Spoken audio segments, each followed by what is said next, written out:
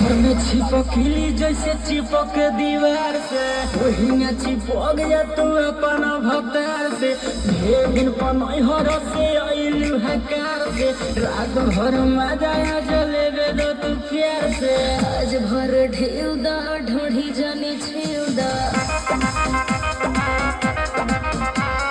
थकल बा मिजाज जानी हो वाला फेउ दा घर में चिपकली जैसे चिपक दीवार से वही में चिपक जा तू अपन भतार से ढेर दिन पनहर से अइलू हकार से रात भर मजा जलेबे दो तू प्यार से आज भर ढेउ दा ढोढ़ी जाने छेउ दा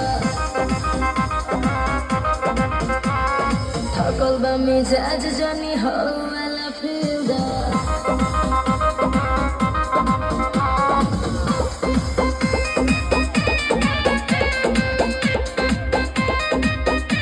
Music by A.B. Gupta.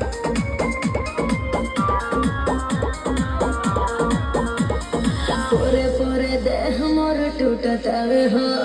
मान जा बलम दम घुटतावे हो आगो तोनी पास बारा दास नइखे हो तोरो की बा खेत जोन दी आजुजो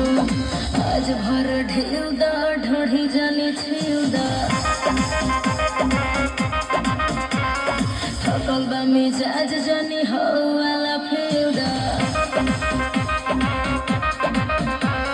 घर में चिपकली जैसे चिपक दीवार से वही में चिपक जा तू अपन भतार से ढेर दिन पनहर से अइलू हकार से रात भर मजा जलेबे दो तू प्यार से आज भर ढेउ दा ढोढ़ी जाने छेउ दा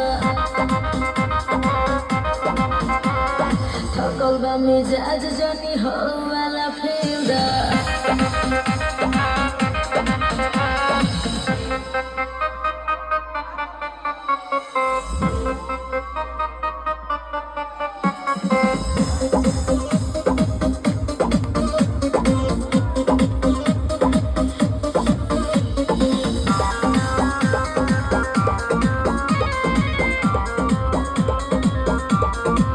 हमके मुआइया के छोड़ब का हो बुलेट राजा देह कोड़ब का हो आगे हो जा फेस मुंडा कोई के फरेस मानी नहीं आज सुनो निरमल योगेश आज भर ढेउ दा ढोढ़ी जाने छेउ दा थकल बा मिजाज जानी हो वाला फेउ दा घर में चिपकली जैसे चिपक दीवार से हेलो हेलो